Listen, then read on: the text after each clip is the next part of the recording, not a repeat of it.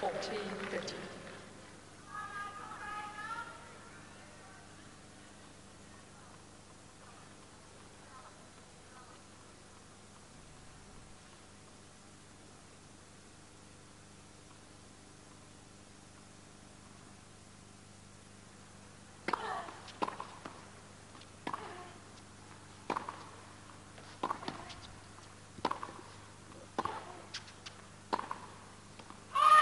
A je dobojované. Daniela Hantuchová napokon doviedla tento nepríliš úspešne rozbehnutý zápas do víťazného konca na radosť svojho trénera Nigela Searsa, ale nielen jeho, samozrejme všetkých slovenských fanúšikov.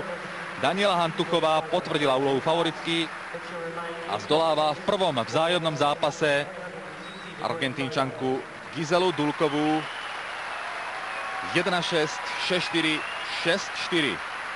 Prvý veľmi dôležitý bod teda pripisujeme na konto slovenského tímu a už iba jediný nás delí od